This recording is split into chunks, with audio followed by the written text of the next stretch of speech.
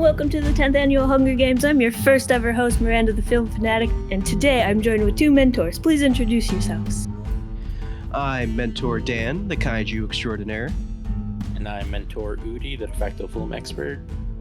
It's a pleasure to have you here. Thank you for joining me.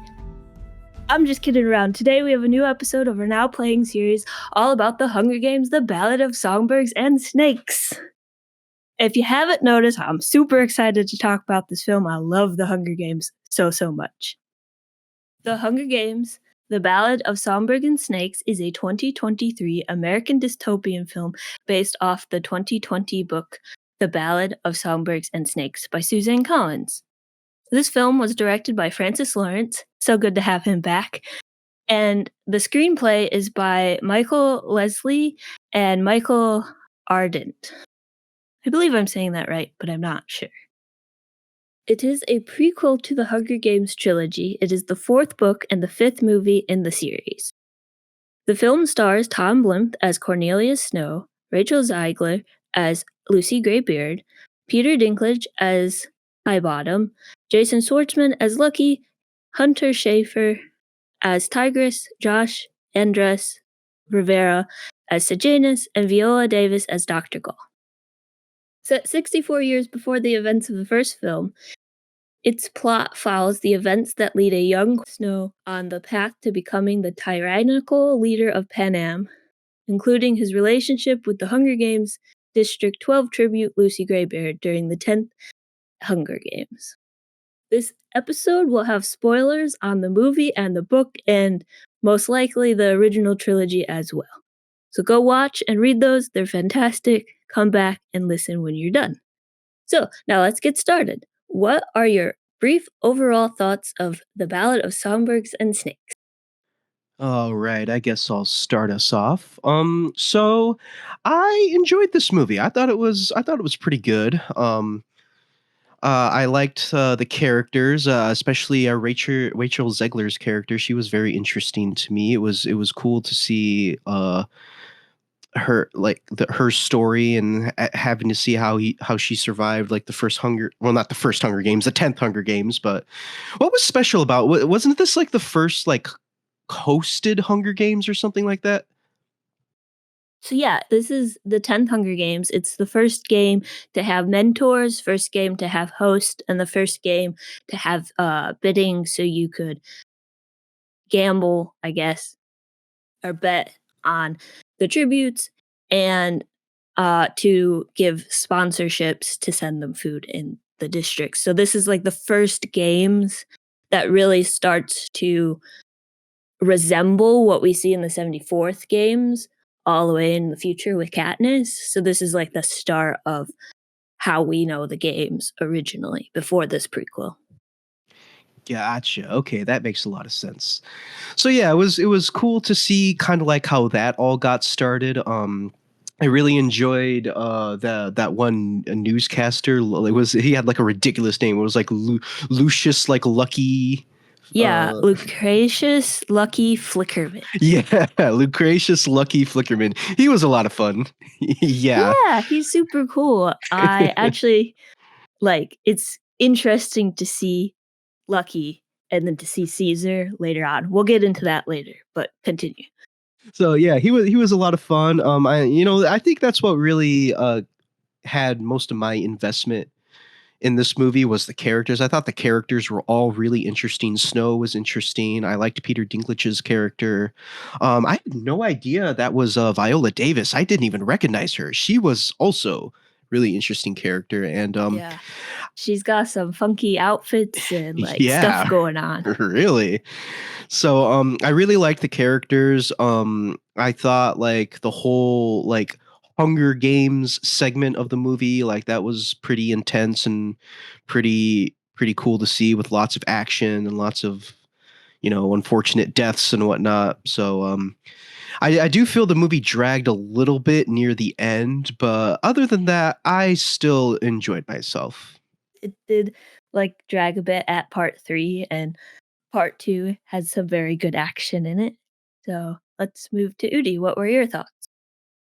I liked the movie overall. It's definitely it was one of those cases where I was looking forward to it, but I was a little nervous because usually a lot of the time when franchises come back with like a prequel type movie, it usually tends to just kind of feel like a cheap cash grab and just feels really rushed and lame and blah blah blah.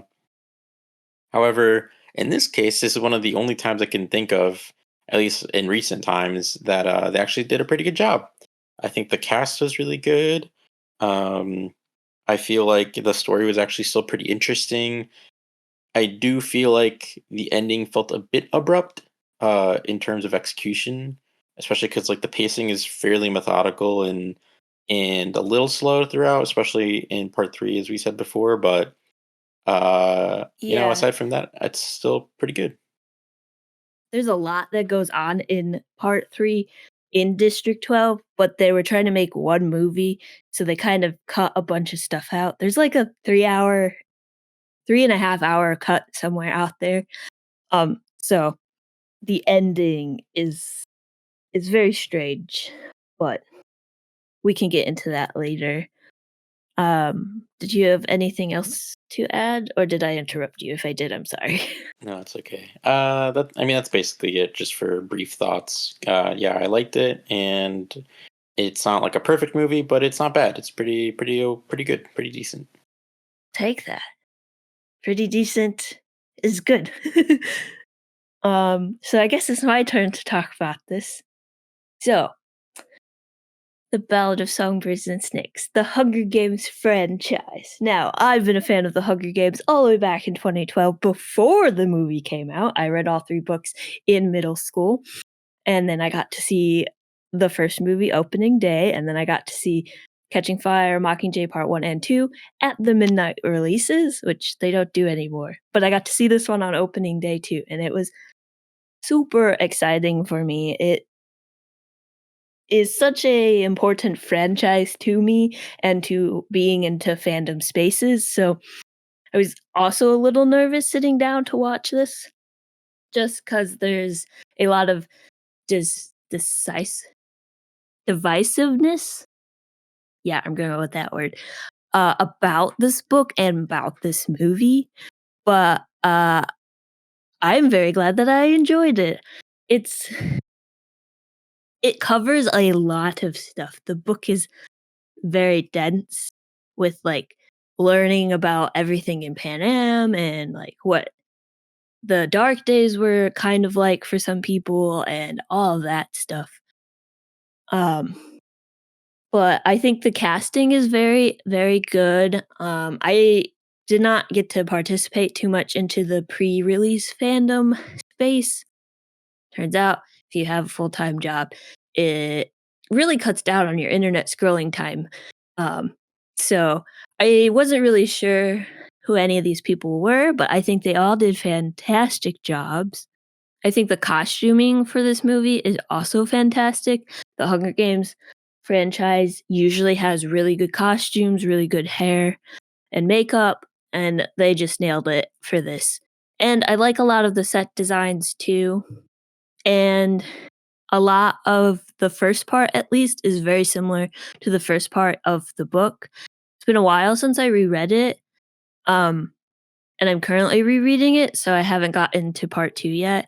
So I can't speak to part 2 and part 3, but from what I remember, it's really, really close. And I think Francis Lawrence is a good director for this too. He did a fantastic job with the other movies, minus the first one that was directed by Gary Ross. So it's nice to see him back. It's nice to be in this world of Pan Am again to see like what the past was like and how that eventually ends up affecting Katniss and Snow and Peeta and everyone else in the 74th games. So yeah, that's I guess my brief overall thoughts. Let's go into discussion points. Okay, first question: do you guys think that Coriolanus Snow's turn to evil was too fast in the movie? Actually, scratch that. I'm going to ask: have you read the books? I have read the original 3 Hunger Games books, but I read them all the way back in high school, so it's been a while. But I haven't read the book that this movie is based off of. But to answer your question before, do I think that Snow's turn to evil was a little too fast? I kind of think it was and because me and Udi went to go see this together, and I remember after the movie had finished, like we were talking about it, and I turned to Udi, I was like, I felt like they didn't really build up to like him turning that well, because for most of the movie, I feel like he's trying to be like a decently good person, and then just all of a sudden at the end it's like, you know what, no, the Hunger Games need to continue, like I need to strive to become more powerful and whatnot. It's just like, okay, I mean, I get that is where this was going to go, because I mean we all know what Snow's like if you've seen the original. He's a terrible person. Exactly. So we know this is the road that he was going to go down, but I just felt like they didn't show enough to explain why he went down that road, personally. Yeah. I've seen statements similar to that, where it's like they didn't really show much. Udi, did you think his turn to evil was too fast?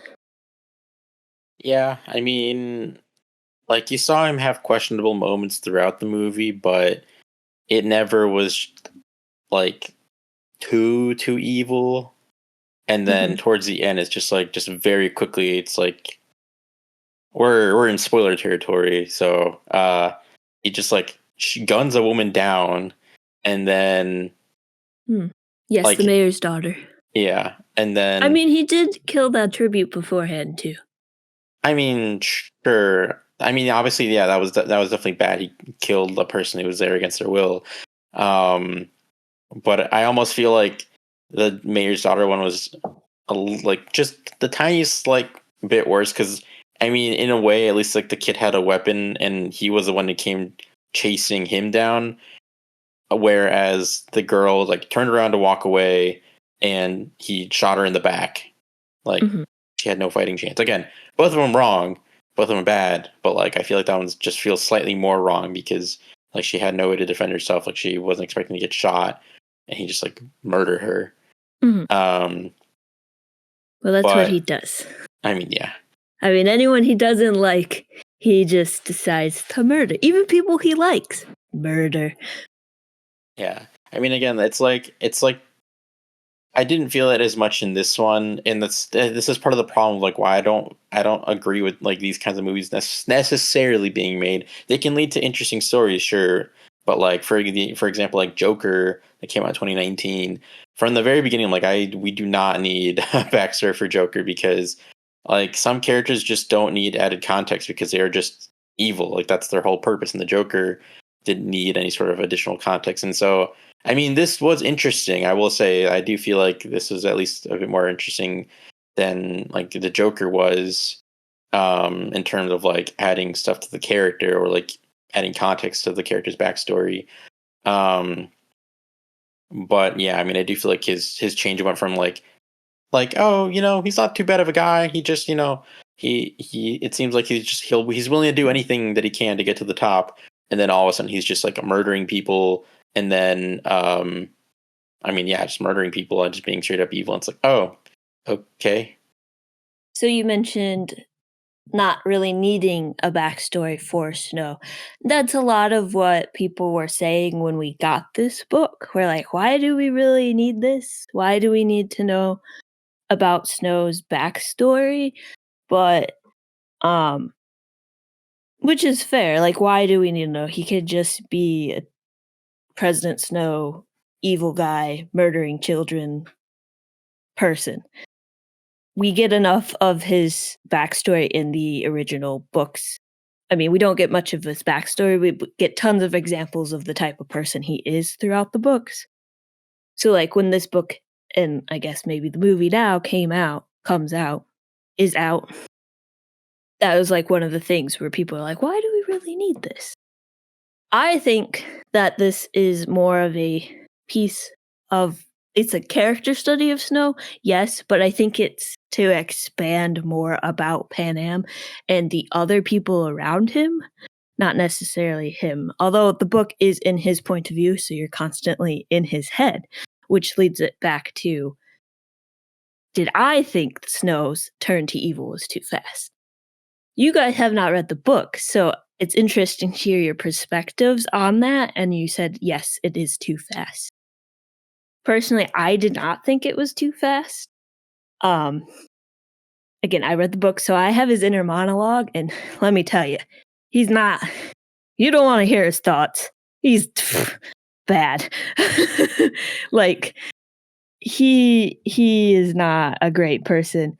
Um, but I think they set up his like snakiness, his sliminess, his terrible personness throughout the movie. If you've watched it multiple times, you're probably going to pick up it more than if you just watched it once or twice. But like Tigress has to tell him to be kind to Lucy Gray, to treat her as a human. He doesn't just automatically think that. She has to tell him. And then when he kills the tribute in the arena, when he's going to save Sejanus, which he didn't want to do anyways, he's kind of forced into saving him. He comes back, and instead of being like broken up about this terrible thing he just did, he said it felt like power. And then later he turns on Sejanus before he even murders the mayor's daughter. So it's like there's little things throughout.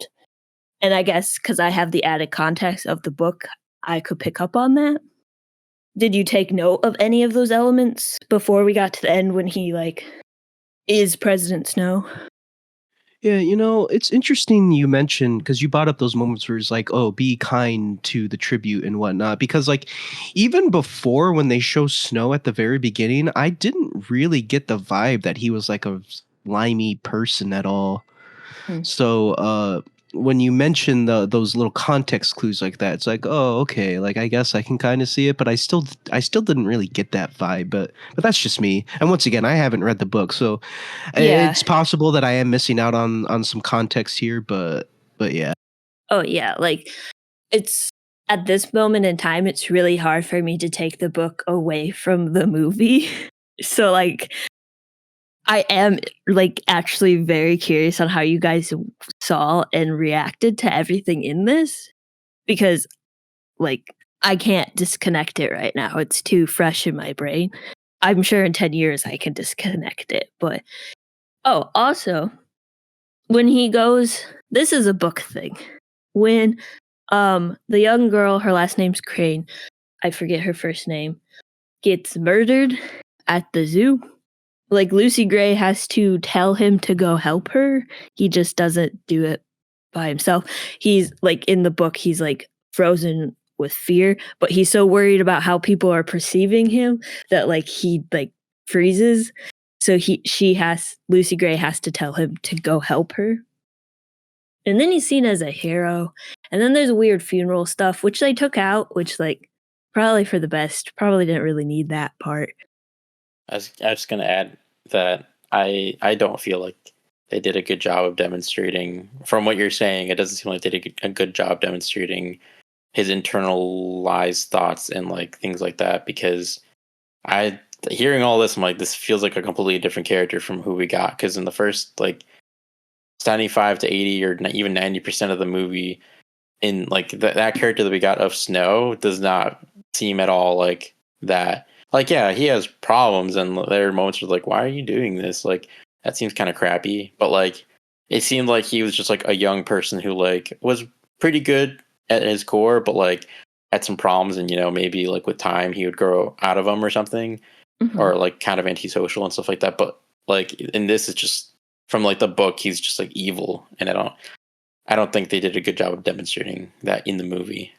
Yeah, I agree as well because like you mentioned that part from the book where that one chick gets killed, and like you just said that in the book he freezes because like he's thinking, oh, how are people gonna perceive me? They didn't convey that at all in that scene in the movie. Yes. They don't show that stuff in the movie. But there might be a reason why. So, one of the talking points around this movie is that this movie is more from Lucy Gray's point of view than Snow's point of view. So, like, Lucy Gray doesn't see him as, like, isn't in his head, doesn't know his thoughts. So, we're kind of seeing, like, the show he's putting on. We're not seeing inside of his mind. So, like, for Lucy Gray, she sees him as a nice and kind person that, like, actually cares about her, and she doesn't really see his bad side until they get to District 12. And, like, in the book, again, we have Snow's thoughts, but I feel like this movie isn't Snow might be the main character, but we're not necessarily seeing it from his view. Does that make sense? That makes sense, but it's a really odd creative choice if you ask me. And also, I also don't feel like that quite came across in the movie either. Yeah, I kind of agree. It definitely felt like it was just from his point of view. Again, it's just a talking point that has shown up in the fandom. It kind of makes sense to me. Like as an idea, I like it, but it doesn't feel like they actually tried to do that in the movie at all, because Lucy Gray just feels like a character that you're watching, that you interact with sometimes, but she doesn't. It doesn't feel like you're living it, like from anyone else's perspective. Okay, yeah. I guess maybe it's not necessarily from her perspective. It's more of us watching instead of being like we're outsiders watching in. So we also, the audience, don't see that stuff. And they could have definitely, probably should have pushed his sliminess a bit more, his snakiness. Also, fun fact, Lucy Gray and Snow are both snakes and songbirds. There's some analysis on both of them, but back to the point. They definitely could have pushed that more. So I definitely see where you guys are coming from and saying like, yeah, it could have from a non-book reader only movie watching view, it does seem like his turn to evil was too fast. And they definitely could have played that more. I know they tried to use Tigress as like a counter to his actions. Like she's trying to guide him into goodness, but he's just like not doing it. So, next question. Does this add or detract from the original trilogy? And how does this movie parallel the original trilogy? I don't feel it detracts from the original trilogy at all. Um, I guess in a way it does kind of add to it because, like, all right, we get the backstory of Snow. Like, we kind of understand. We get to see who the man he was before he kind of came to power. But once again, as we've just previously discussed, they didn't do the best job explaining why he is the way that he is. But like this movie doesn't detract from the original trilogy at all. In fact, like if I ever want to do like a Hunger Games rewatch one day, I'll probably watch this movie as part of the rewatch. So Would you watch it before the trilogy or after the trilogy? that's a good question. I guess it just depends on the type of mood that I am. Because if I'm feeling more like chronological order, then I'll probably watch it before. But if I'm feeling like I'll just do order of release and I'll do that. It's kind of like this is kind of off topic, but it's just like I'm going through a Star Wars binge right now, and sometimes I like to watch Star Wars in chronological order, which you start with the prequels, and then sometimes I like to watch them in order of release. But right now I just feel like order of release, so it really just depends on what type of mood that I'm in. You could watch it in machete order. Machete order? What is that? Well, I think that's what it's called. That's where you just like, it's like, I don't know, you do 1, 2, 4, 5, 6, 7, 8, 9, and then you throw the Star Wars stories in there somewhere. Interesting. You know what? I think I've heard of that order actually, but we're getting a little too off topic here. But yeah. So what was your other question? How does this movie parallel the original trilogy? Actually, can we wait on that question? And Udi, do you think that this adds or detracts from the original trilogy? I don't feel like it detracts at all, but I don't quite know that it necessarily adds a lot of value. It's just kind of like an extra goodie. Like if for a Hunger Game fan, like if you just want more, it's like here you go. But it doesn't feel like it really adds important context because again, like we already knew that Snow was evil, so like knowing that going into like okay, so when is he going to turn evil or why? And like again, it felt rushed and whatever, but so like you don't really get any like it's a fun story, but it's just it's unnecessary. So it's like a nice dessert, I guess. Um, so I did think about this after getting out of the movie, and like I definitely feel like if I wanted to do a full rewatch of the series, I would probably include this, whether or not it'd be before or after. I feel like depends. Like if I'm watching with someone who hadn't watched them before, then I might just do them in release order. Yeah, But that also makes that could be an sense. interesting experiment because then like if they don't know anything about the franchise, then having them watch the movie where you find out that Snow is evil, and then get the first movie where you find out it's Snow, holy crap, he's old. Mhm. That could be interesting too, but That would be interesting. Unfortunately, I don't know anyone to try that with. yeah, I don't really know anyone to try that with either. But hypothetically speaking. I feel like everyone back in the day, at least in my friend group, was obsessed with the Hunger Games, so I feel like almost everyone knows about the Hunger Games. I don't know, it's up there with Harry Potter and Twilight. You couldn't get away from them. Also, there's a shot in part 3 when they're at the lake, and it's like the lake and then trees and like a hill with a sunset, and I was like, "Ah, that's Twilight. That shot looks like a shot from Twilight." You know, it's funny you mentioned Twilight because I remember because once again I read the Hunger Games books in high school, and Mhm. I'll bring up my good friend Cora again because we talked about the Hunger Games a lot. I remember I was talking with her one time, and because you remember with Twilight you had the Team Edward and Team Jacob, Yep. and like Hunger Games kind of has a little bit of a love triangle between Gale and Peeta, and like I remember talking with Cora, I was like, I hope they don't try to do like a Team Gale and Team Peeta, and then I Oh, remember yeah, like they did, and it was yeah, dumb they because did, yeah. obviously Teen PETA is the best option. Like, Gale sucks. He is not a good person. But I remember I was talking with her and she like was like, I've already seen some people with like Team PETA shirts and Team Gale shirts, and I was like, oh no.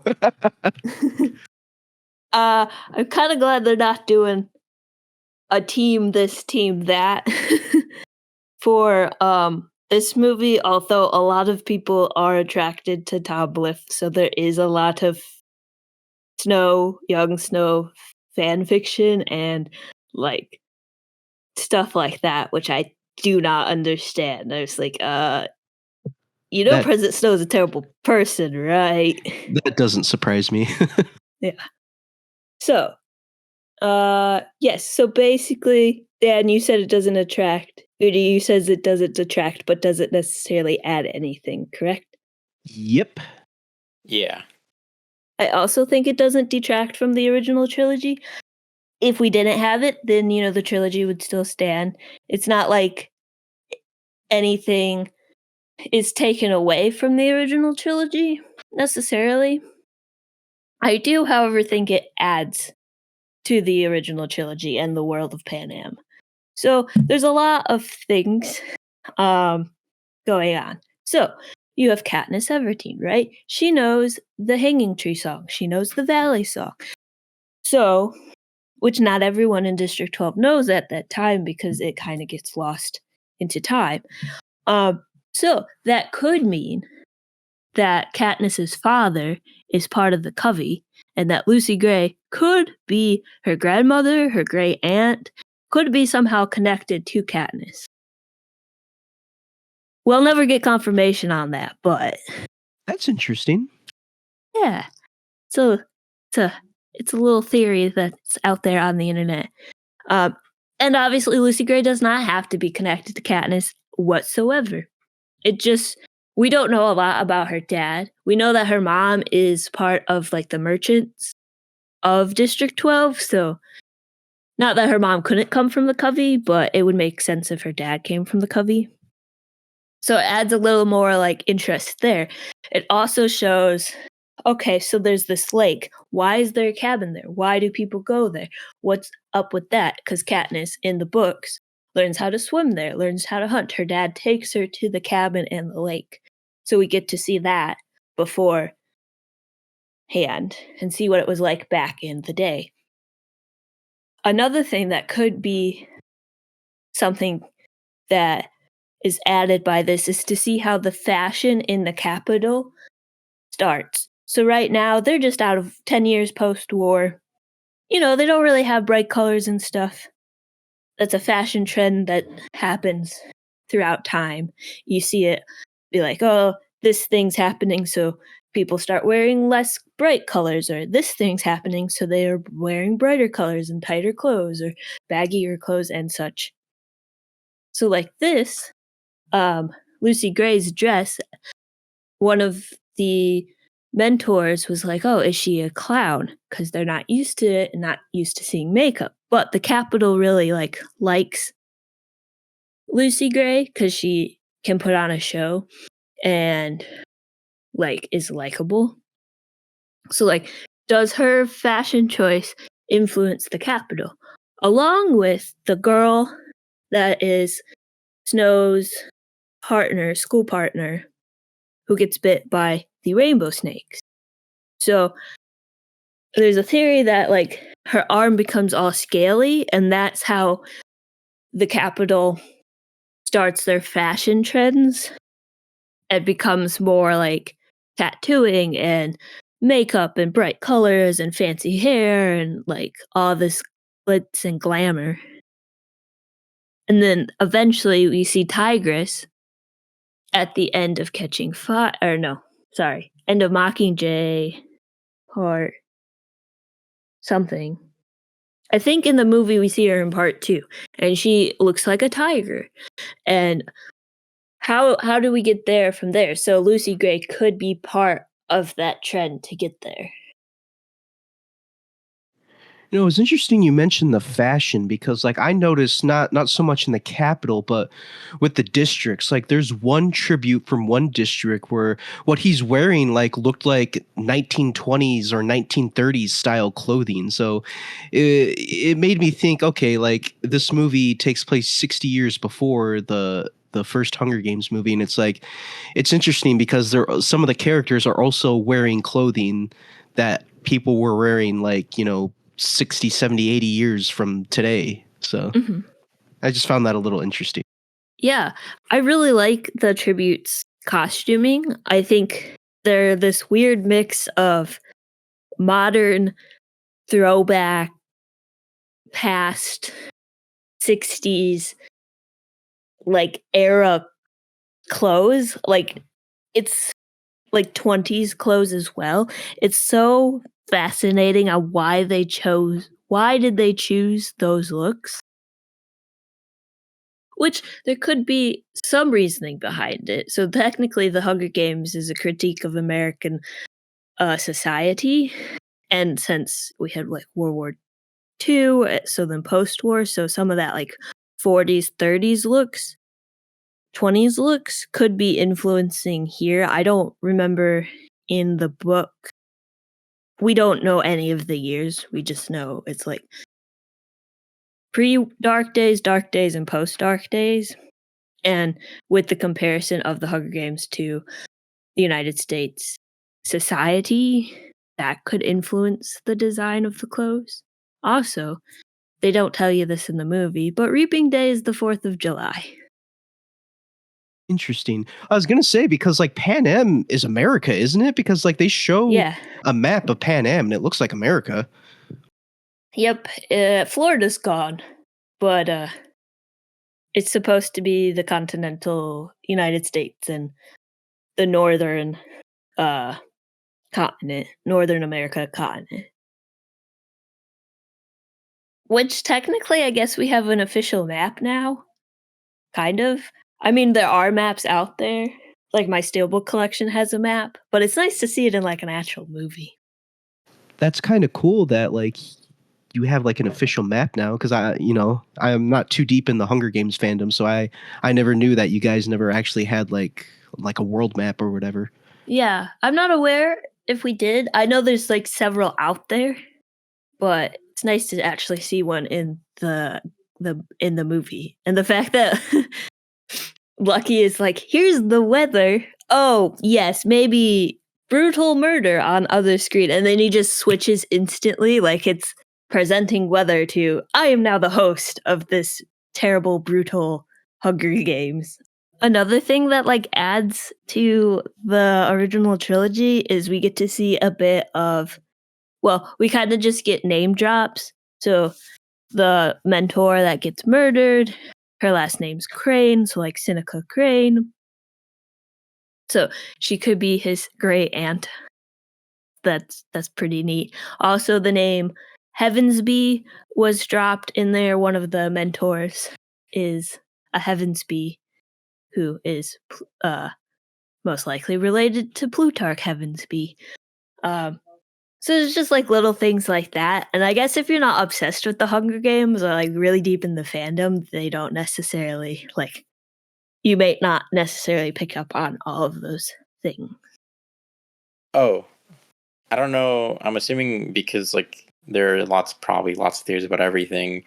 Are there theories of like where in the U.S. all these districts and like capital and stuff are actually located on like a current day U.S. map? Oh, yes. So I believe District 12 is around Virginia and the Appalachian Mountains. Florida's gone. Most of the original 13 colonies also gone. Parts of Texas is gone. Louisiana's gone. Those because of flooding. Half California is gone. But yeah, District 12 is in like Virginia. District 13's up by like Michigan. District 6 is like tip of northern Illinois into Wisconsin. 3 is like mid/northern Illinois into like Iowa. District 10 is like in Texas. 4 is in California and Washington.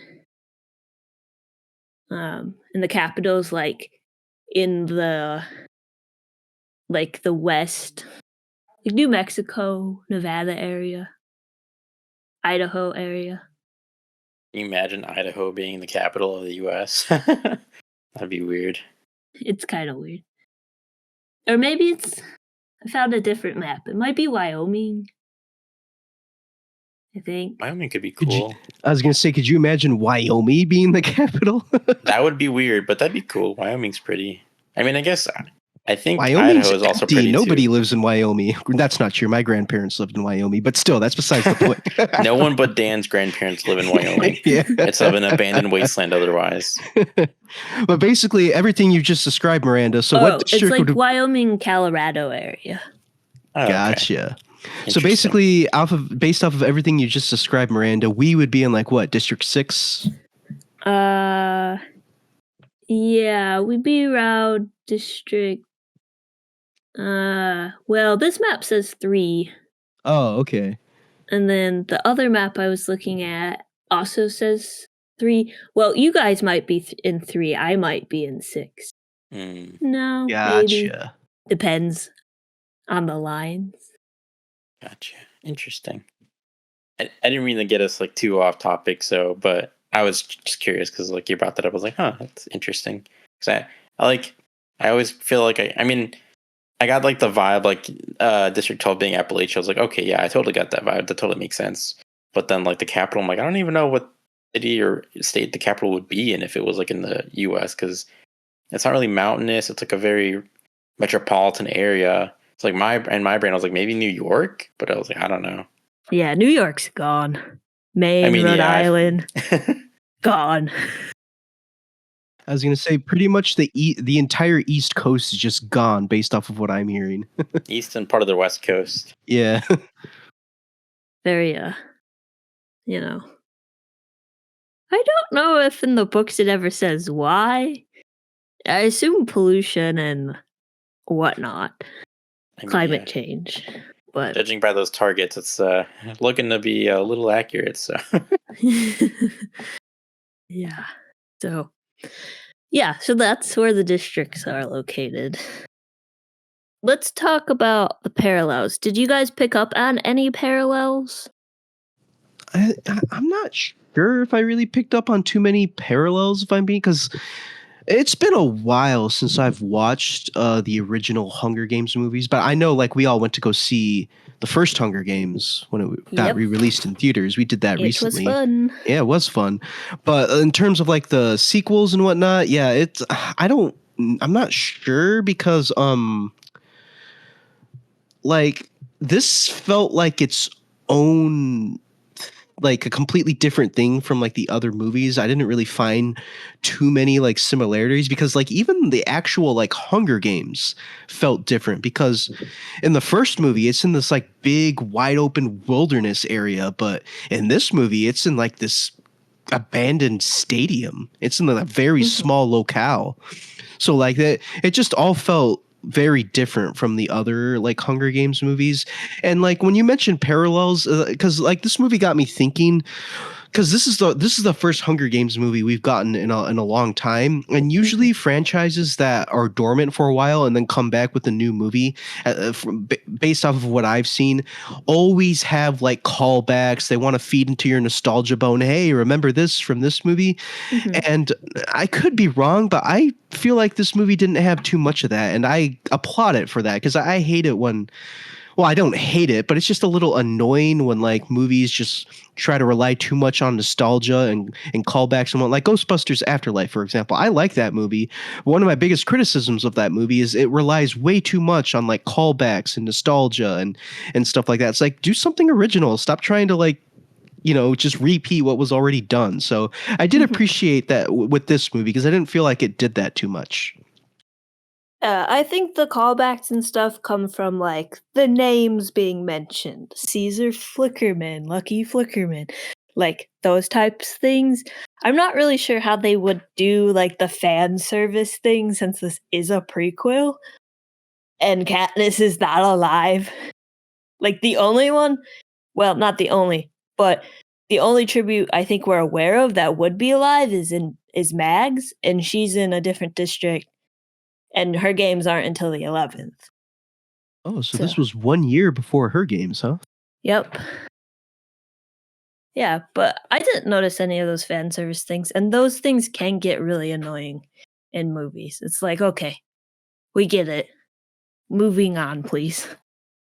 Yeah, it's like I said, it's just like, you know, just do your own thing. I don't like it when something relies too much on like a previous product to try to draw people in. It's like I'd rather see it just do its own thing.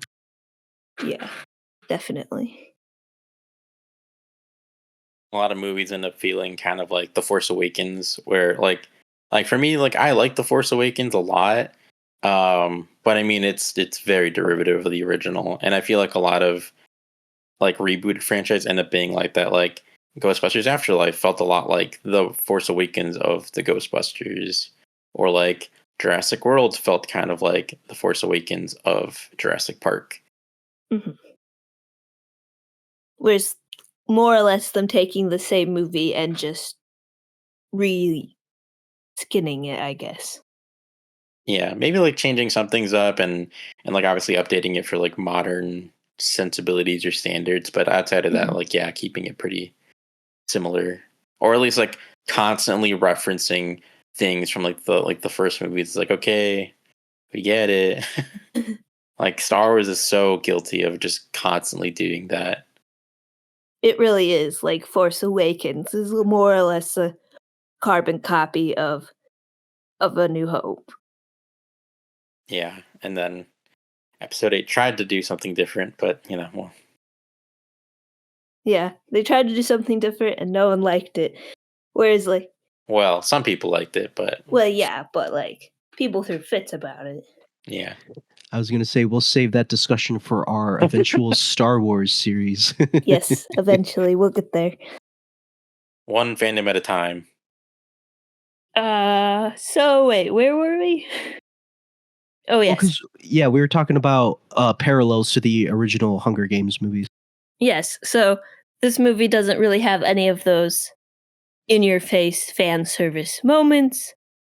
But were there any like story moments or actions characters did that you were like, "Oh, this is like similar to this character," or anything? I know you guys probably aren't that fresh on the movies as I am, so Like the only one that really comes to mind is in the third act Mhm. when Lucy Gray mentions the Katniss plant, and I was like, "Hey, Katniss," So swamp potato.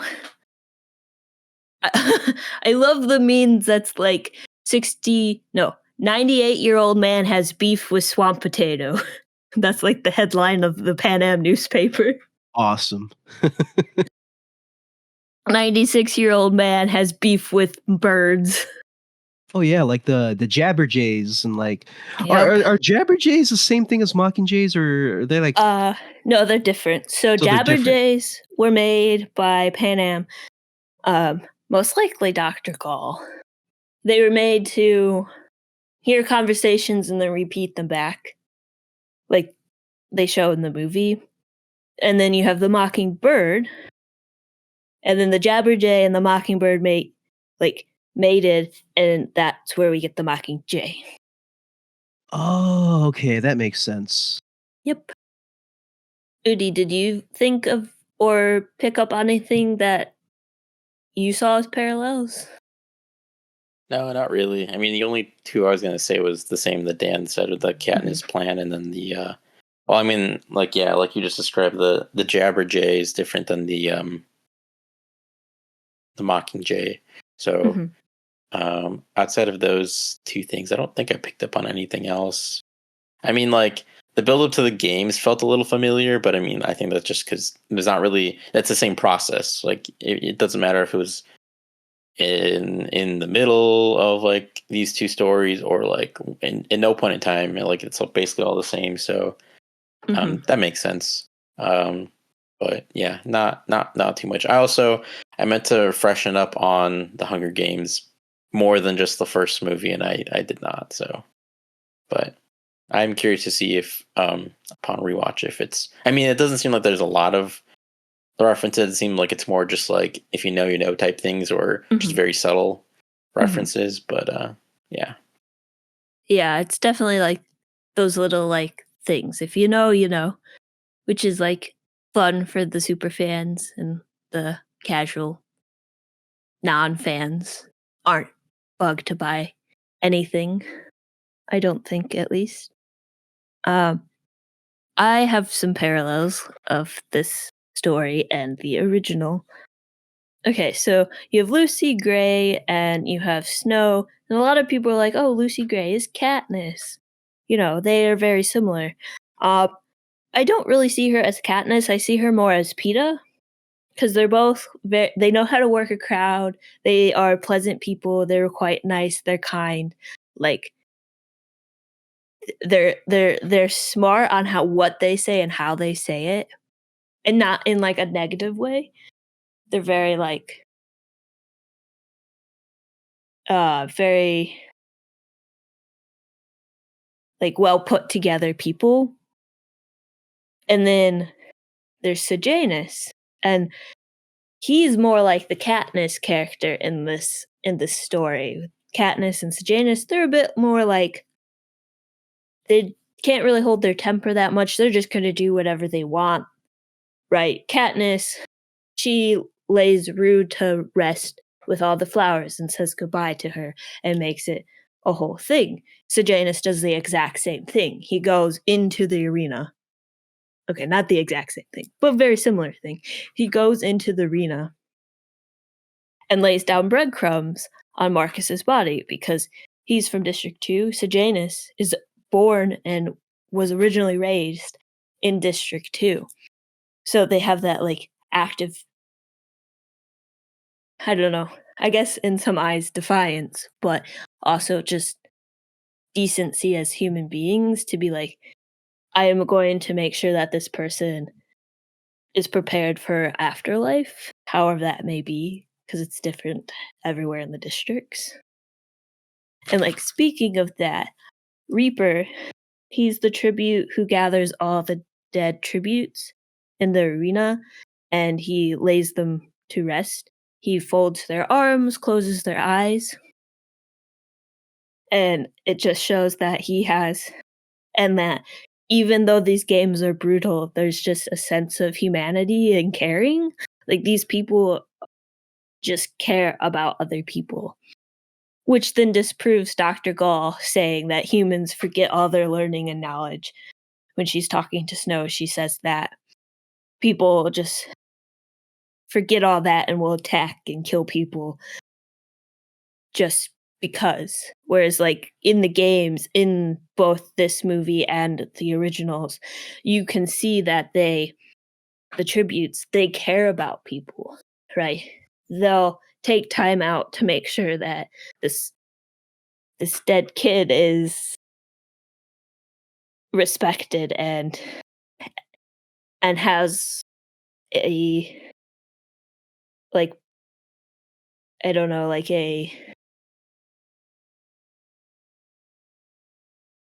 that they're taken care of and they're not just, their bodies aren't just flung around and laying in weird positions because they were murdered throughout the arena. They like Reaper takes the time to do that, and then he rips the flag down, which the Capitol sees as a like horrendous thing, but like it's just a cloth to cover them to show respect.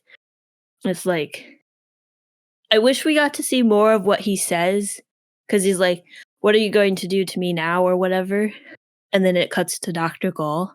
So I would love to know more about what he says in that moment, because there's a lot of people, like obviously the tributes don't like the games, but there's also people who are mentors like Sejanus and a few others who despise the games as well. So that was a parallel I picked up on. And also with PETA, there's another parallel there. He's a very kind person, and he makes sure that the morphling who saves his life has at least a better death than just brutally dying. He like tries to calm her, tells her to look to the sky, to the colors. So like there's acts of humanity through the games. And then another parallel I picked up on was Coral. Her statement when she's talking to Lucy Gray when the snakes fall and they're like climbing up this rock thing. She's like, I couldn't have killed them all for nothing.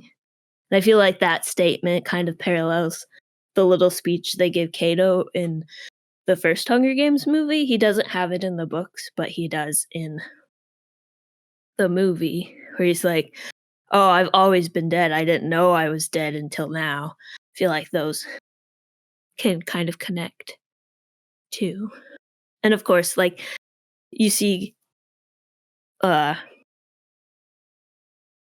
references to the Mockingjays, to the Mockingbirds, or to the Jabberjays, to the Mockingjay. We get a bit like, oh, here's Katniss, a bit of District 12 parallel on how like Katniss like goes out to hunt in the woods, and how Lucy Gray and the Covey also go out in the hunt for the woods and gets fish and stuff like that. If y'all haven't noticed, I know a lot about the Hunger Games. Well, that's what happens when you're a super fan. Yeah, thank you guys for listening to me ramble about this. I don't get to do it very often. Oh, But just wait till we get to some of these Godzilla movies. You're probably gonna hear me ramble for a bit. yes, I will gladly listen to you ramble. I mean, in the grand scheme of things, it's kind of why this podcast was created to begin with. So Yeah, that's true. Just so we can talk about things we like with the people we like. Yes. So that's the parallels. Those were the parallels that I saw in the trilogy. All right. So on to the next question and possibly final question. What did you guys think about Lucy Gray's and Coriolanus Snow's relationship or situationship as the fandom has been calling it? For those who don't know, situationship in this case just refers to the fact that their relationship is very situational. Does that make sense? Hopefully it does. So, Yeah, I mean, I was gonna say, yeah, that makes sense because like the only reason I think why these two ever would really think about getting together is because they were kind of forced together because like Snow is her mentor. So, mhm, in terms of their relationship, like I mean, I didn't mind it. I think the idea of it worked for both characters because mhm, like there's that one point in the movie where like Lucy Gray actually saves Snow's life during when the stadium explodes like mhm. or gets bombed or whatever. So like I after that and that's the thing I've noticed in the in like some movies and TV shows, you save someone's life, they might fall in love with you. So so like Does seem to be a trend in media. yeah, so like I felt it worked for both characters. Like I didn't feel like okay, these two being together just doesn't make any sense. Like I felt like it worked for their characters. Mhm, yeah, I do agree that from the very beginning they had pretty good chemistry. Um, it never felt too forced or anything. They definitely seemed like once they started talking that they would be people that would be attracted to each other and would get along. But as Dan said, it definitely is one of those things like they probably would have never even gotten close to each other or spoken to each other uh, unless it was in the context of what happened, where like mhm, they're forced to kind of interact. Because from the like, there was definitely, I mean, inherently, any of the districts that are outside of the capital don't like the capital for very obvious reasons and are mhm. totally justified. So her apprehension initially, uh, which isn't like a ton, she's definitely, I feel like, more just kind of curious because like he does very unorthodox things. Like he shows up to the platform when when they first arrive, and so Mhm. immediately he's kind of putting himself out there, and so I feel like she can see that, and she's like, interesting. You're not just like all these other people, but he definitely just seems more like curious and intrigued. They do have like a bit in common where like he doesn't come from like a lot of money, and he just kind of Oh, he comes from pretends. tons of money. He just doesn't have it. It was Oh, all lost in the war. I So his see. dad and mom, well, his mom died in childbirth, and his dad died in District 12 by rebels, but he put all his money into District 13, which is no more. Hmm. Interesting. Okay. Yeah, so that's why he's so obsessed with his image throughout the movie, because he's like, oh, the Snows are rich. Everyone knows the Snows are rich, but he's poor, and no one, well, Dean Highbottom knows, Yeah. but most other Well, people don't. yeah, I just figured it was more of just like keeping up appearances. Like he didn't have as Mhm. much money as everyone else, so he was doing his hardest to like make it seem like he was rich and Yeah, like everyone else. But interesting. Okay, but yeah. So like, I mean, they both struggle, I guess. But obviously, yeah, like they do. Lucy Gray's is a little much worse compared to his. But um, yeah. So like, it makes sense that they technically come from different worlds, but could find common ground and connect in that way. Mhm. But yeah, once you get towards the end, you kind of realize like where they kind of fall apart and how. I mean, even just like the scene at the lake, it's like when they get together. Like for me, it's like, oh, okay, it's kind of sweet. I mean, I knew that they were going to end up together because obviously, again, like inherently this being a prequel, you know where a character ends up, so you kind of lose that element of like, oh, what happened to this character? Well, they're not in the final movie, so it's like, okay, well, something happened to them. She's a But mystery, Lucy Gray. wait, what? Oh, Lucy Gray is a mystery. We don't really know how. Even in the book, even in this movie, we don't really know how her story ends. Yeah, that's got to be for the next book, for the next movie. I'm not sure if Suzanne Collins gonna do that. No, I was just a joke. Yeah, I know. But yeah, once you get to that scene at the lake where he's just like, yeah, of course I got to get back to the capital. Like that's where my future is. That's where that's my whole life plan. And then she's like, oh, well, I just want to go live by the lake and have like a nice calm life. And it's like, don't you want that? And you can already tell it's like, oh yeah, they're not gonna last because like they just have such completely different life goals and life paths. Mm-hmm. And then yeah, I mean once the cracks start to show, it just like it falls apart fairly quickly. And it's just one of those things like in the moment it seemed right, but like they were never gonna last very long in the long run. So, but when it was going well, I mean, again they had decent chemistry, so I mean they seemed okay together. But I mean inherently, again, like I won't say I'm like, oh, so cute, because I mean it's just like not a great power dynamic there. Like she's a prisoner, and then she's like basically assigned to him, and he's nice to her. And like obviously in a life or death situation, as you guys discussed, like people understandably get in their feelings about things. It's like, oh, you might be like the last person I get to know or something like that. Like of course it's gonna bring you a rush of emotion or whatever. But yeah, I mean I think they'd be like, wow, they're like meant to be together. That's so cute. It's like, yeah. It's not really cute. She was kind of forced to be there, and it's the least that he could do to be like a decent human being to her in her possible last few moments. So yeah, it's very situational. Yeah. Yeah, no, well said. I think they do have some kind of chemistry. I think they're definitely somewhat attracted to each other in whatever way that may be. But like, yeah, it wasn't ever going to last. And like, he only goes to District 12 because he's punished for cheating and forced to become a peacekeeper. So that's like the only reason he's going to District 12. If he was never punished, he would have never gone back to see her.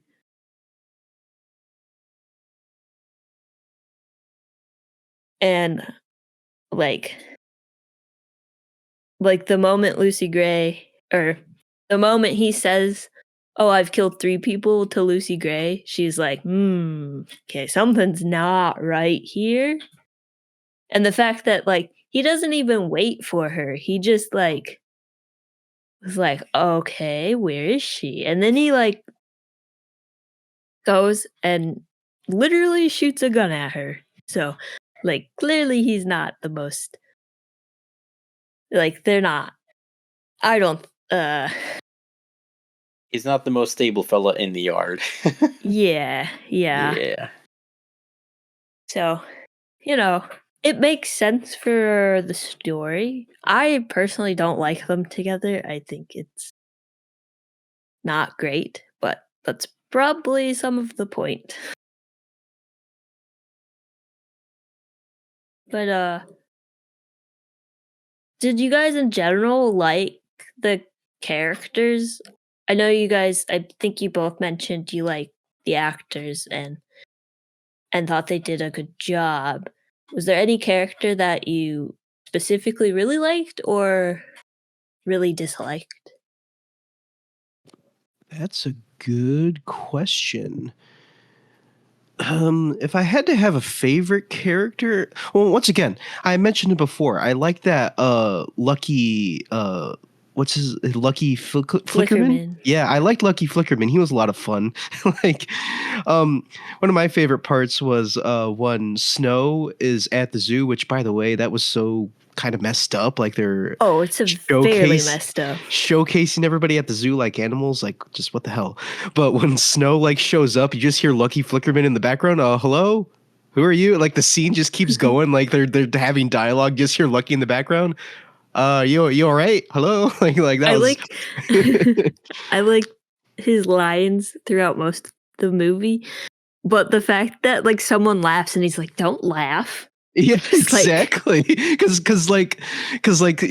I think it's Lucy Gray. She doesn't recognize. She's like, "Who are you?" And then someone laughs. And she's like, "Don't laugh. They might not have TV down there or whatever." So it's which like, they don't really have TV, so they gave Jason Schwartzman a lot of good lines throughout. I like the fact that he's like, "Hello, I have a dinner reservation. Yes, 2 in a high chair." It's like, "Oh, the high chair is Caesar Flickerman. Wow."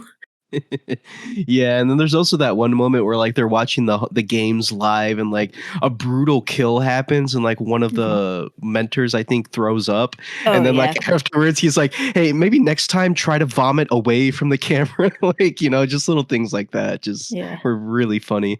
But I think, yeah. Oh, what's up? uh I think he adds a sense of comic relief to the movie. Yeah, especially because this movie can get very dark at times. Oh, So definitely. It was brutal, more brutal than I thought it was going to be. yeah, me too. Like when Crane dies, the mentor Crane, she dies. Murder is murdered. I was like, "Oh, yes, right, that happens." Yeah, exactly. So, it's nice to have a little bit of comedic relief there to kind of lighten the mood at times. So yeah, I really enjoyed Lucky Flickerman. Let's see, in terms of other characters, like I kind of liked that. I don't remember his name, but I think he was kind of friends with Snow up To until the end. Janus? Yeah, was he the guy that Snow ratted out and like got him killed? Yeah, with the curly hair? Yeah, I kind of Yeah, liked that's the his Janus. character. Yeah, I liked Sir Janus because like he's part of the capital, but he understands like how messed up the games are, and Mhm, like like one of the first things I remember him saying in the movie is like, the tributes are people, they're actual mhm, humans. It's like he's not like the other snot noses up in the capital that like mhm. don't give a damn. He actually gives a damn, and I really appreciated that about his character. Yeah.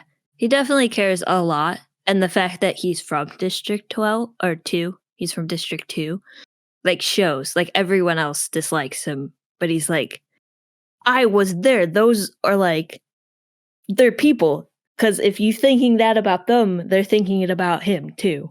It's like, they're just people, treat them as people, and yet they created the Hunger Games for a project at school, and they're like, "Yes, let's take this idea from teenagers and, like, put it into our governmental system."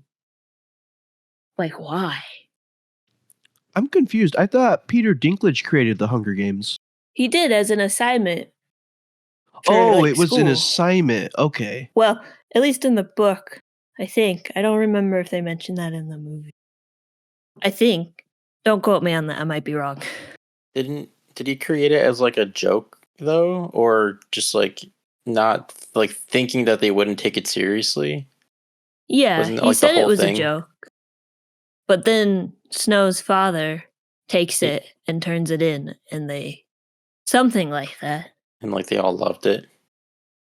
And then that's also why he like hates Snow, because it's like, well, one, it's like the kid of the guy who like stole his idea that like he didn't want to actually happen, and then also Mhm, because like not only is he the offspring of that guy, but then also like he's like a big pusher for quote unquote improving the games, like right as mhm. like they're on the brink of like not existing anymore, right? Yeah, Yeah, okay. yeah, I mean, yeah, that would be a pretty heavy toll. yeah, definitely. But I guess, I mean, Dan stole mine. I was gonna say my favorite was Sejanus. I feel like he just was the most, as outside of like Lucy Gray, I feel like he was the most sympathetic Mhm, because I will say that like to a degree, like I agreed with everything he was saying, but I was a little annoyed. I'm like, dude, I mean, Snow was right to the point of like, you have a bunch of money and your dad basically bails you out of everything. Just like use your money to help these people. Like you could create like, I mean, theoretically, I don't know the rules and the laws of Panem, but like theoretically, he can make like food banks, or he could like do fundraising, like I don't know, like stuff mhm. like that. Like he could do stuff, but he's just so like he's like, I gotta get in the trenches. Like no, like that, stop it, you're gonna get yourself killed. And well, that's what he did.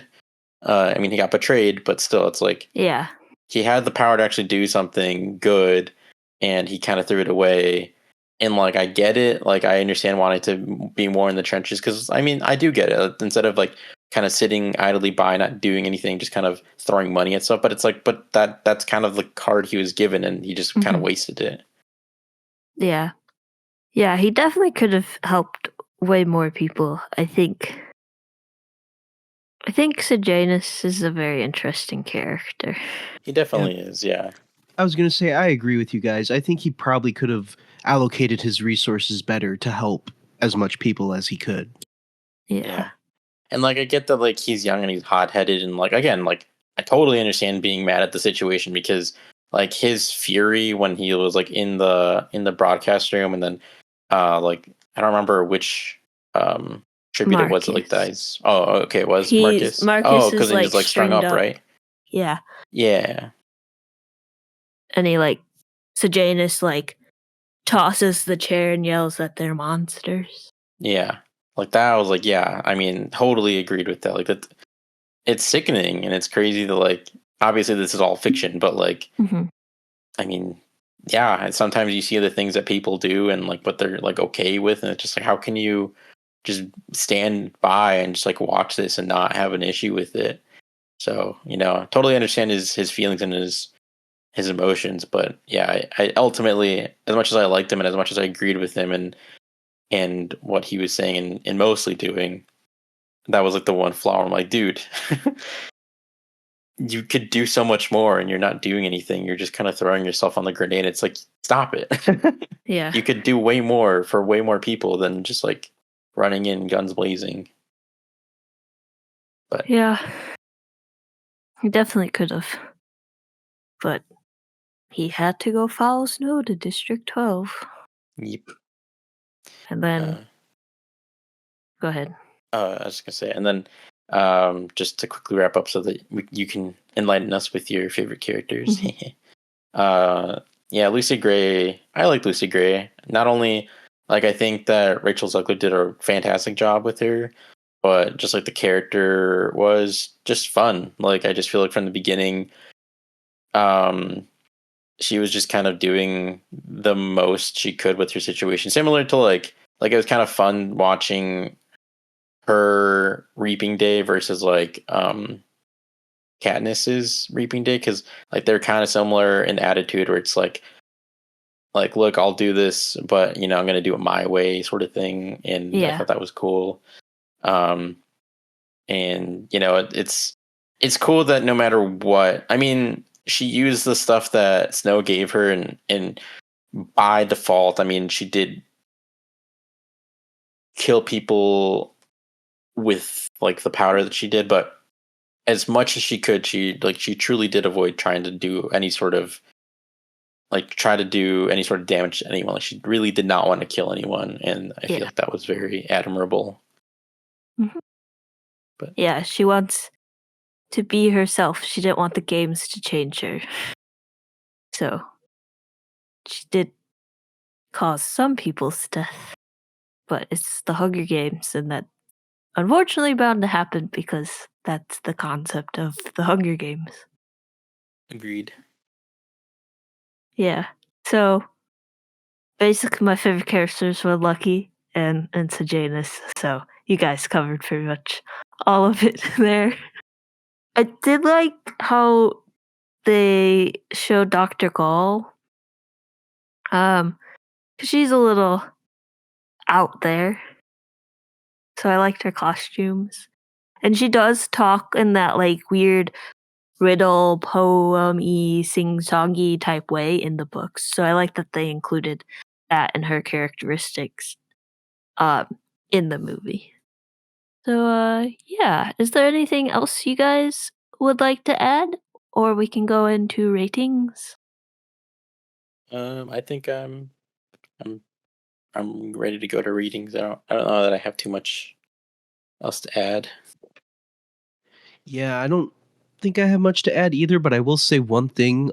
There was a part in the movie where near the end of the games, they bring in all those snakes and then the snakes aren't because it's brought up earlier in a plot point in the movie when they kill that one character, I forget her name, where she gets bit by the snake, and like Yeah. what's the name of Viola Davis's character? Doc what? Dr. Gull. And Dr. also, Gull. we don't know if she dies, Oh, okay, yeah. Well, either way, but that's she not relative, really. yeah. So like Dr. Gold explains, oh, these snakes, they bite unless like they are used to your scent or you feed them or stuff like that. Mhm. So when we get to that part in the movie and the snakes aren't like attacking Lucy Gray for a second, like a character in the movie says, oh, it's because her singing is soothing the snakes or whatever. And I Mhm. legit thought that was the actual reason at first. I was like, wow, that's really stupid and really lame. But then Yeah. I find out later, no, it's because Snow put like a handkerchief she held in there, right? So they were Yeah. used to her scent. And I was like, Yeah. oh, okay, that makes a lot of sense. So that Yeah. made that scene work out a lot better after I found that out. Yeah. The one of the mentors is like, why isn't she being attacked? And Snow's like, oh, I think her singing is calming the snakes, which is set up at the beginning when she's talking to the little kids at the zoo. Lucy Gray's talking to the little kids at the zoo. One of the kids asks like, how do you get the snake or whatever? And she's like, oh, I my singing calmed it down, we're best friends or whatever. So like it's kind of set up there. So when he says that, it's like, oh, okay, she said that before, so like it makes sense, but only Dr. Cole knows really what's going on. So again, that's just him trying to cover himself in front of the That's cameras. interesting though. Yeah, that's interesting. I never picked up on that actually. Yeah. But yeah, I do like the fact that they like actually show us that Snow is like, here's a handkerchief, puts it in there, so then when they don't attack Lucy Gray, be like, oh yes, because of this, because of the setup, because of this, this, and this. So there's a through line there. The pacing and some of it may be off, some of the editing may be off, but at least there's payoff, setup and payoff for majority of the things in this movie. Yeah, and like because you mentioned the pacing, like because I had mentioned earlier that I thought the third, because we all agree the third act kind of drags on for a bit, like Mhm. after part two, well, not just part two, but just like near the end of the Hunger Games, like the games in the movie, like we were nearing the end of those games, and I was like, okay, I think this movie's gonna start wrapping up soon. But then part three flashes on the screen, and I was like, whoa, we still got a whole part three. Oh my god. Because Yeah. I didn't know if it was gonna, because like Everything Everywhere All at Once, for example, has quote unquote like chapters or parts, but Mhm. like chapter two is like a third of the movie. Yeah. And then like part three is like the last couple of minutes. So I was like, okay, is it going to be another one of those situations? Nope. So Yeah. Yeah. They're pretty evenly spaced, the 3 parts. One quick thing, I was kind of disappointed, and mainly just because I really like Hunter Schafer. But I was disappointed that Tigress wasn't in the story more. I don't know if she Mhm. has a bigger role in the book or not, but She's Snow's cousin, so they, like, live together, so, like, she actually does all the cooking and cleaning at home because their ma'am is, she doesn't cook and clean and stuff. Cause so, like, basically Tigress raised Snow, mm, so she's a part of the book and the movie. It would have been really nice to see more of her, though. She's a very interesting character, and I think Hunter did a good job. yeah, I agree. I mean, yeah, I feel like inherently Hunter just has like this very warm, welcoming energy, and Mhm. so like to like watch her on screen, and it's just I don't know, she seems so like friendly and nice, and so um I was like, oh, I was disappointed we didn't get to see more of her. Yeah. Hopefully, she gets to do cooler things Yeah, and more yeah, other things in the future. I hope they all get to do other cooler things. yes, Not that this isn't agreed. cool. I think it's cool, but you know what I mean. Yeah. I mean, I am a little worried about Rachel Zegler because her next big movie is the Snow White remake. So I mean, just inherently, Yeah. that's not gonna. I mean, Disney has just been not having a good time, which is it's only their fault. But like, I feel like it sucks that it's because it's not just Disney. Like people can be like, oh, ha ha ha, like look at all these blah blah blah. But it's also hurting the people that are like working on these films and these projects. Like the cast or the crew, like it's not their fault. Like they wanted to work in the industry, and it's something that they're excited to be part of because it's at least it's still work in the industry. And like for like Rachel Zegler, who's a rising star, I mean she hasn't gotten too lucky so far. Like she's very talented, and hopefully she has a good bright future ahead of her. But I think she was in the Heights. I think She was in West Side Story, that's what it was. West Side Story. Yes. which she's probably the shining star in that whole movie. Yeah, I haven't watched that movie yet, but I remember when it came out, like everyone was praising her. Yeah. But yeah, anyway, so that came out. She was really good, and everyone loved her. But like that movie did not do well, and so like that was like one big hit. But it's like, oh, don't worry, like it's the pandemic, you'll be fine. And then like people started hating on the Snow White movie, and it's like it's still like a year away because they decided to redo the Seven Dwarves instead of like what they had planned. Whoever you are, that like some people are probably for that, some people are against it. I don't know, wherever you stand, like either way that movie's getting delayed, it's almost certainly not going to do well. So like I'm glad that this movie was like number one in the world, which again, like I think it's doing okay. Like I don't think it's a failure by any means. It's like it's doing okay. I don't think it's a runaway success. But yeah, hopefully that movie doesn't hurt her career too badly. Hopefully she's still able to get like another big role soon, and then she can keep going. And then Tom seems like he's people seem to like him, so he'll probably have some pretty big offers coming. And then yeah, Hunter Schafer.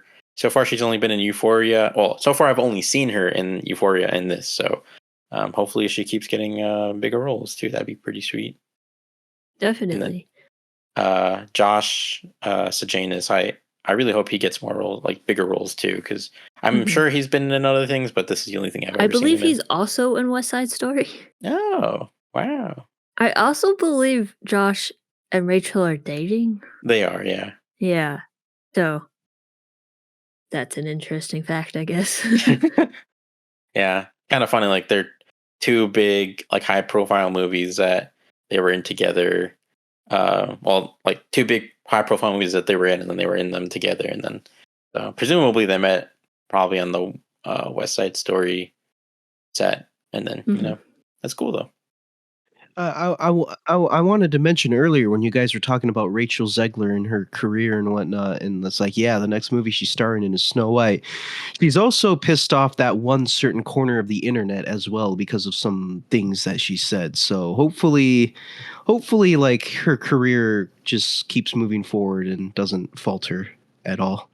Hopefully, I mean, I feel bad for Brie Larson because like I think she's still like she's far enough in her career and she's done enough stuff to like she'll probably be fine. Like the Marvel stuff is unfortunate and it sucks that she has to deal with it every single time that she appears in the MCU or whatever. But I think that she's done enough other stuff that like it doesn't define kind of her career, or it's just like it's a given right now. Like that's whenever something happens or like whenever a movie comes out with her, people are going to complain. Like that certain corner of the internet's going to complain and blah blah blah blah blah. But like she can keep pushing forward and like doing big and great things, and hopefully one of these days she'll have another really big hit like the first Captain Marvel. But yeah, with Rachel Zegler, hopefully, because she's just starting, so hopefully she doesn't just consistently for like the rest of her life have to deal with this corner of the internet who's very vocal and loud, even if it's seemingly not a huge percentage of people. Yeah. Well, I hope the best for them. They all seem like talented young individuals, and it's probably a good and new and fresh thing we need in the industry. Agreed. Yeah. Yeah, let's go into our ratings now. Dan, what do you give this movie? So I'm going to give The Hunger Games, A Ballad of Songbirds and Snakes a 3.5 out of 5. To summarize my thoughts, I really enjoyed the characters. Was definitely the biggest draw of the movie for me. The story was fine. I wasn't once again like it kind of well the story wasn't bad. The story wasn't bad. I thought the story was good enough for the film. I really enjoyed like the action from the Hunger Games sections, and it was interesting to see kind of like how Panem and the world of the Hunger Games was before Katniss's day and whatnot. So like I said, my biggest problem is once again it did kind of drag near the end there. So I was really feeling the length of the movie at points, and because of that, like I got a teeny bit bored at times, but it wasn't so much so that it brought the film down for me. It's still a good film, and if you're a fan of the Hunger Games or the world in general, then or the world of the Hunger Games in general, then I recommend you go out and see it. Okay. And Udi? I feel like the world has the worst fandom, Dan. So I'm glad you made the distinction. Yeah. No, but yeah, I will also give this movie a 3.5 because basically all the same reasons that Dan listed. But yeah, I liked the performances. I thought the characters were interesting. I think this is more of like an IP thing, but I like how dark these movies can get, and that they don't necessarily shy away. Like they're not like super gruesome necessarily, or like overly gratuitously violent, I guess is what I'm trying to say. But they portray these ideas and the concepts of like how horrific these things are, very, very well. I do think that this movie in general is a pretty big step up from Francis Lawrence. I think most people can agree that Catching Fire is the best Hunger Games movie, and that Yes, movie I was like agree. a huge upgrade from the first one. I thought, like, after rewatching the first one, I thought the first one is like held up very well, Mhm. and for the budget that it had, I think the effects and everything are still pretty good. But Catching Fire is like on a whole Yeah. other plane. Like the production design, the costume design, the set design, just like every single thing is so much higher in quality, Mhm. and I think that translates very well there. Even as far as like the title treatment logo at the very end, like the splash screen, wow, that looked really good. Very Mhm. crisp, lots of cool animation. Yeah, so I just think uh I mean, I didn't even say this earlier, but I haven't even watched A Mockingjay Part 1 and 2 yet. So I still needed to do that. But I mean, obviously, from what I've heard, people don't really like those movies that much, and they didn't need to be split They're up into two fine. movies. Yeah, they're fine. But They didn't need to be split in two, but yeah. it's a Uh, different quick question: when you mentioned the splash screen, were you talking about this movie or Catching Fire? This one, sorry. Okay. Oh yeah, I agree. I just want to agree with you then, because yeah, that like splash title screen at the end, that was really cool Yeah, with the with Yeah, music and everything. That was awesome. yeah. the Mockingjay and the snake and the flowers and the gold Yeah, stuff. that was cool. Once again, Very like nice, very a nice. little unrelated, but why don't and it's kind of making a comeback, but why don't movies do title sequences anymore? Like some 'Cause they're movies still lame. I know, like some movies still do it, but we entered an age where like the movie just started, like no title sequence or anything. Bring back title sequences, Hollywood. I love title sequences. Yeah. I had my phone out and ready for them to be like, "The Hunger Games, The Ballad of Songbirds and Snakes" at the beginning, and then they didn't do it, and I was like, "Oh, okay." So I turned my phone off and put it in my pocket, and then we got to the end, and it was like, "Here's this really cool, awesome motion graphic thing," and I was like, "Ha, I missed it." So I did take my phone out of at the theater to record it, so on my second viewing. So I do have footage of it, and it's so pretty. And that's the main poster, not the main poster, but the alternative poster that they have, and that's the movie book cover. It's just so beautiful. It's a shame we don't have Harry Potter posters yet, because otherwise that thing could be in motion, you know? Yeah, I mean, you can buy those picture frame things and you can play videos on them. And I want to GIF all of my favorite parts of every single movie and just have it like play on loop. That'd be cool. That'd be a fun little thing. That's a good Yeah. idea. I might steal that idea one day. Because But, there's just moments. There's moments in the Hunger Games movies that I'm like, yes, I love that scene. I like how they framed it. I like how they shot it. I think this is a fantastic piece of thing, but printing out a picture, it just doesn't do it justice. Agreed. I like PETA laying in the dirt, pretending to be dirt. Yeah, when he's a rock. Yeah. How did he have the time to do all that makeup? Well, I don't know. Where did he get it from? Also, don't know. Yeah, that's Not another relevant. thing. Is where did he get all that makeup from? He's dying. Like, hi. Yeah, he's dying from a blood infection, so it's whatever. He's dying, but he's meticulously painting his body to look like a rock. Hey, well, he's an artist. That's probably what artists do. I guess. Yeah, he's a painter in the books. So. Yeah. But just to finish wrapping up my thoughts, yeah. Really like the movie.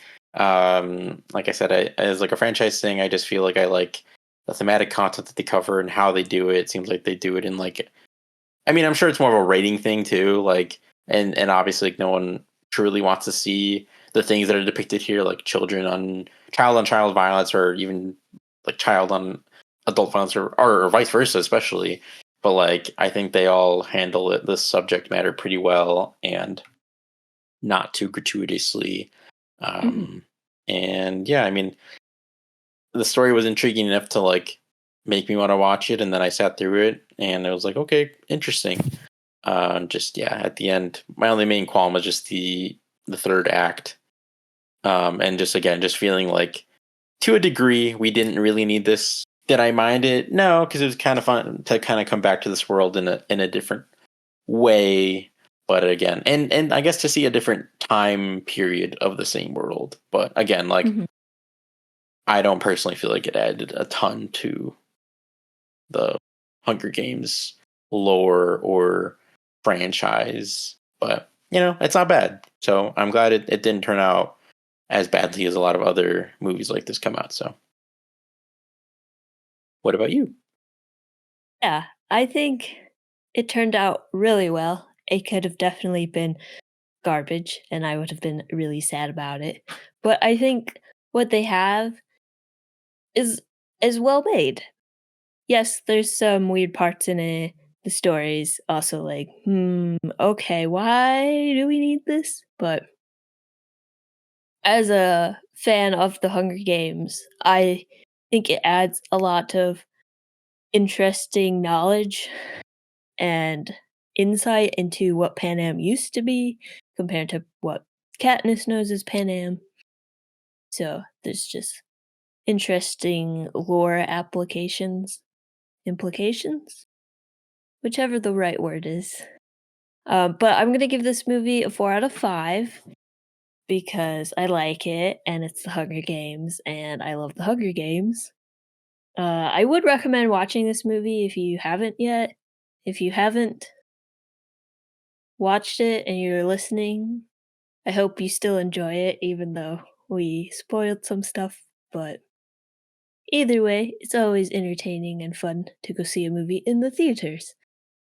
So, the Atomic Lizard's average score is a 3.8333 repeating, which rounds to a 4 out of 5.